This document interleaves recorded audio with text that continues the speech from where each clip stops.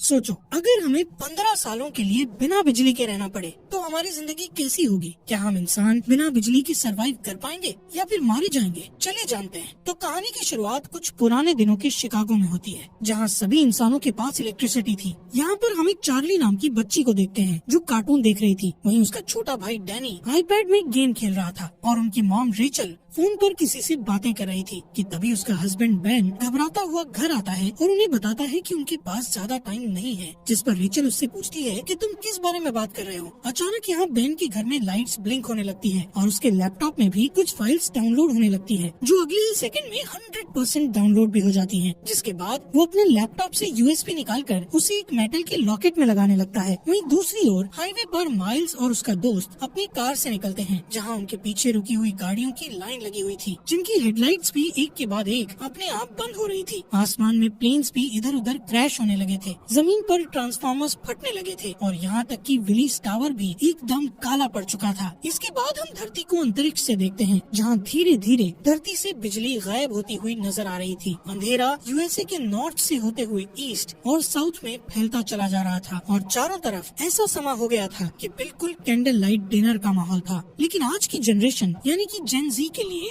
Internet न होने का मतलब है कयामत का आ जाना। इसके बाद हमें एक स्टोरी सुनाई जाती है, जिससे हमें पता चलता है कि उस ब्लैकआउट डे को 15 साल से ज्यादा हो गए हैं। ब्लैकआउट डे के बाद इलेक्ट्रिसिटी वापस आई ही नहीं, जिस वजह से इलेक्ट्रिसिटी से चलने वाली सभी चीजें बेकार हो गई थी। यहाँ तक कि लोगों के कार इंजन, जेट टर्बाइन्स और जरा जरा सी बैटरीज भी बिल्कुल खराब हो गई थी। इन सब चीजों की वजह से बड़े पैमाने पर सभी के हालात बहुत खराब हुए। बीमारी बढ़ी लेकिन दवाइयाँ नहीं मिली, आग लगी लेकिन आग बुझाने वाली गाड़ियाँ नहीं थी, फैक्ट्रीज थी लेकिन वहाँ खाने के लिए कुछ नहीं था और सभी लोग हाथ से काम कर रहे थे। जिसके बाद जल्द ही सरकारें गिरने लगी और मिलिटियास पड़ने लगी थी। ब्लैकआउट के बाद यूनाइटेड स्टेट्स 6 भागों में बंट चुका था, जो कि the Monroe Republic, the Georgia Federation, the Plains Nation, Texas, the California Commonwealth और बाकी बंजर जमीन थी। इन सभी शहरों के ऐसे हालात को देखकर ज्यादातर लोग यहाँ से कहीं और शिफ्ट हो चुके थे, जिनमें से एक बेन और उसकी फैमिली भी थी, क्योंकि वो वहाँ के विलेज एरिया में रहने लगे थे, जो कि द मोनरो रिपब्लिक एक पीसफुल कॉलोनी थी, जहाँ कुछ 100 लोग जाकर बस गए थे। यहाँ हमें पता चलता है कि बेन की वाइफ का कुछ साल पहले ही देहांत हो गया था और अब वो एक ब्रिटिश मेडिकल डॉक्टर मैगी को डेट कर रहा था। उसके बच्चे डैनी और चार्ली भी अब बड़े हो चुके हैं, लेकिन डैनी को अकेले रहना ज्यादा पसंद है, क्योंकि वो अस्थमा की बीमारी से गुजर रहा है। ऐसे ही एक दिन चार्ली अपने भाई के साथ जंगल में जाती है, जहाँ उन्हें एक अबेंडन वैन दिखती है। चार्ली उसके अंदर जाती है और वहाँ उसे एक मिनी फ्रिज मिलता है, जिसे देखकर उसे अपने बचपन की याद आने लगती है, जब ब्लैकआउट डे के बाद उसके मॉम डैड ने उसे वो पिघली हुई आइसक्रीम दी थी, क्योंकि वो उस वक्त की आखिरी आइसक्रीम थी। एक दिन जब चार्ली हर दिन की तरह जंगल में एक चक्कर लगाने जाती है, तब मोनरो मिलिटिया, जो कि मोनरो रिपब्लिक की मिलिट्री फोर्स है, वो कॉलोनी के अंदर आते ही धावा बोल देती है। मिलिटिया की कलाई पर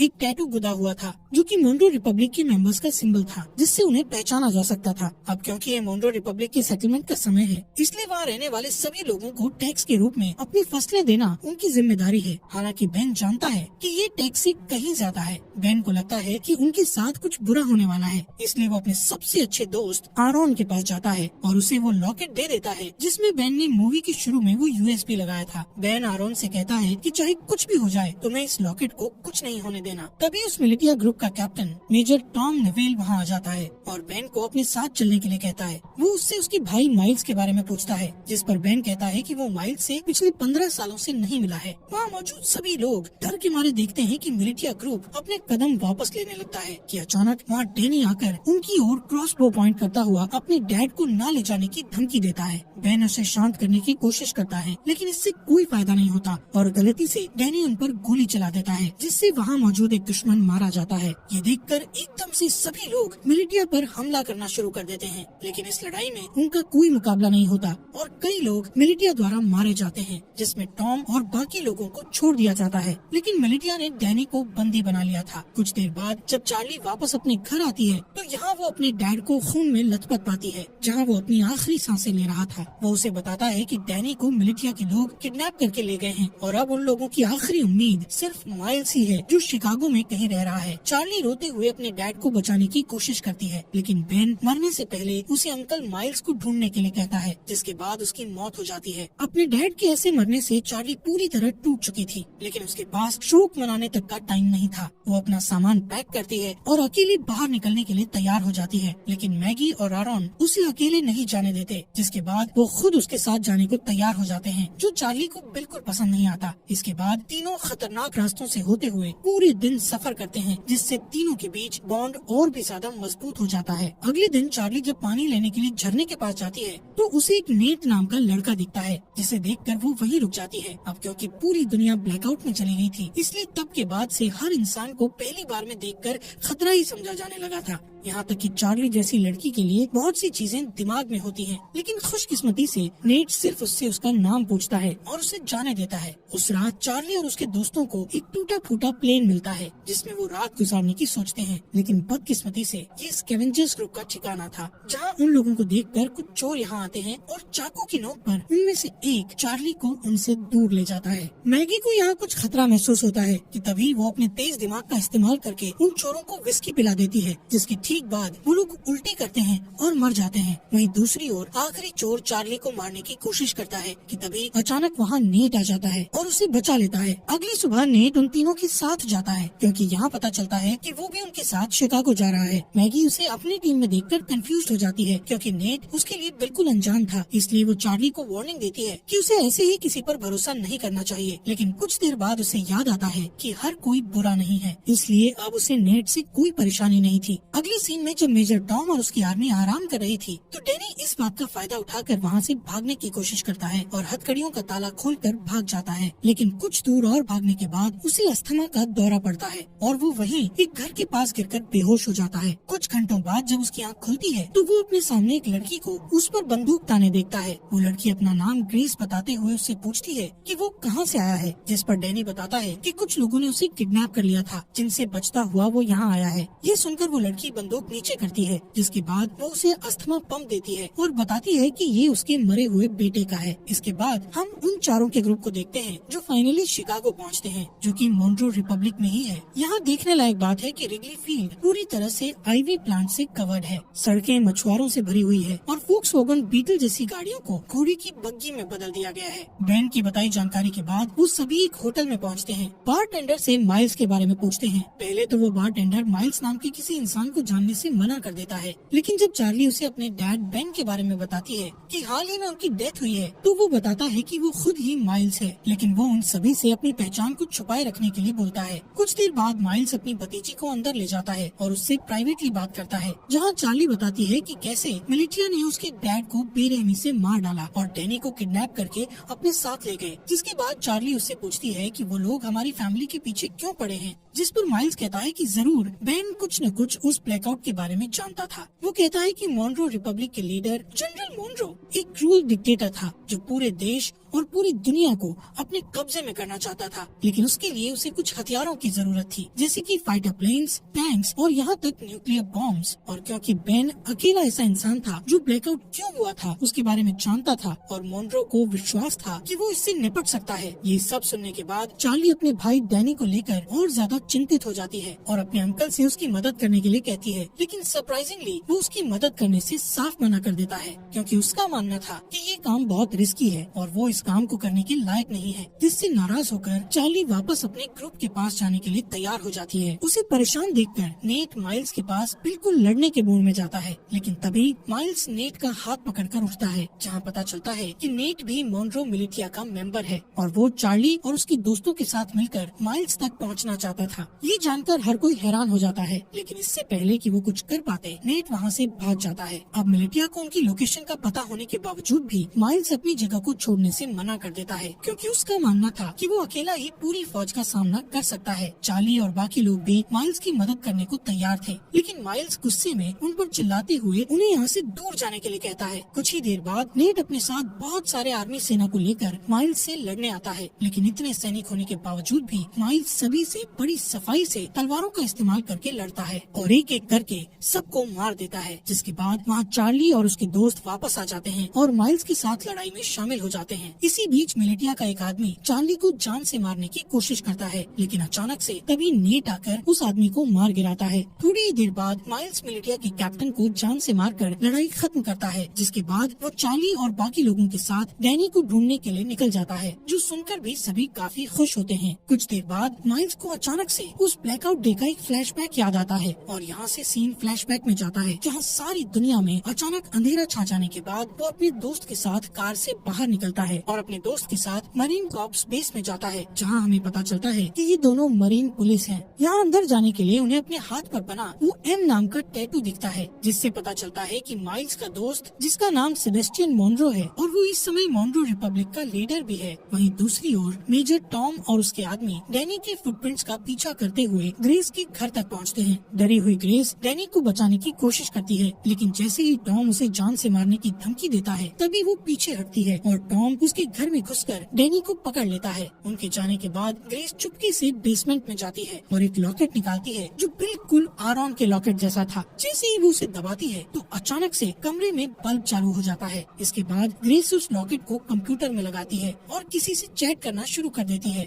दूसरी तरफ जो ग्रेस से चैट कर रहा था वो बहुत खुश था कि मिलिटिया को उनके छुपे हुए राज के बारे में नहीं पता चला। यहाँ प्रेजेंट में माइल्स ग्रुप को अपने साथ ही रखता है, जो कि अपने एक पुरानी साथी को ढूंढ रहा है, जिसका नाम नोरा है, जो एक्सप्लोजिव्स बनाने में माहिर है। माइल्स चार्ली को बताता है कि अगर उन्हें डैनी को बचाना है तो उन्हें नोरा जैसे तेज फाइटर की जरूरत पड़ेगी। यहाँ टैवर्न में अचानक उनके ऊपर कुछ दुश्मन हमला कर देते हैं, लेकिन इस बार भी माइल्स सबको हरा देता है। तभी वो एक आदमी को पकड़ता है और उसका गला घोटते हुए नोरा की लोकेशन पूछता है। यहाँ हमें पता चलता है कि नोरा को भी मिलिटिया ने पकड़ रखा है और इस समय वो मिलिटिया में एक नौकर बनकर रह रही है। उस रात माइल्स अकेले ही बाहर जाने का फैसला करता है, ये कहते हुए कि वहाँ जाना खतरे से खाली नहीं है। जिसके बाद वो रेडी होकर बाकी ग्रुप के लोगों को लॉवेल इंडियाना में अगले 2 वीक बाद मिलने के लिए कहता है। हालांकि अगली सुबह जब मैगी और आरॉन जागते हैं तो उन्हें पता चलता है कि जिद्दी चार्ली भी माइल्स के साथ निकल गई है, जो चीज उन्हें बिल्कुल अच्छी नहीं लगती। अब उनके पास कोई चारा नहीं बचा था, इसलिए आरॉन मैगी को लॉकेट देता है, जो कि बेन ने उसे दिया था। वो ये भी बताता है कि बेन ने उन्हें ग्रैंड पार्क में एक लेडी से मिलने के लिए भी कहा था, जो और कोई नहीं बल्कि ग्रेस ही है। हालांकि दोनों अभी भी चार्ली को लेकर चिंतित हैं, लेकिन उन्हें लगता है कि वो ठीक हो जाएगी और इसके बदले वो ग्रेस को ढूंढने के लिए ग्रैंड पार्क जाने लगते हैं। ये दोनों ग्रेस को ढूंढने निकल जाते हैं, जहाँ इन्हें लगता है कि ग्रेस ही वो की हो सकती है जिससे अर्थ पर इलेक्ट्रिसिटी को वापस लाया जा सकता है। वहीं दूसरी ओर जब मेजर टॉम अपनी सेना को लीड करते हुए अपने अड्डे की ओर जा रहे थे कि तभी अचानक एक गोली चलने की आवाज सुनाई देती है, जो सुनते ही वो लोग अपना रास्ता बदलकर उस गन शॉट की आवाज का पीछा करते हैं, जिसका पीछा करते करते वो लोग एक छोटे से घर तक पहुंचते हैं, जहां इन्हें पता चलता है कि इस मोनरो रिपब्लिक में आम इंसान अपने पर्सनल बंदूकें और गोला बारूद नहीं रख सकते। इसी वजह से सभी लोग क्रॉसबोज और दूसरे हथियारों का इस्तेमाल करते हैं। इसी के चलते मेजर टॉम उस घर के मालिक को धमकी देता है कि वो अपने घर के सभी हथियारों को उन्हें दे दे। उस आदमी को लगता है कि वो हथियार देने के बाद भी मारा जाएगा, इसलिए वो अपने घर से एक बंदूक निकालकर बाहर खड़े एक आदमी को गोली मार देता है कि तभी मेजर टॉम उस आदमी को गोली मारकर उड़ा देता है। इन सब चीजों के बाद हम वहीं डरे हुए डैनी को देखते हैं। अगले सीन में मिलिटिया के अड्डे पर हमें फॉर्मली जनरल मोनरो से मिलवाया जाता है, जिसका हाथ इन सभी बुरी चीजों में है।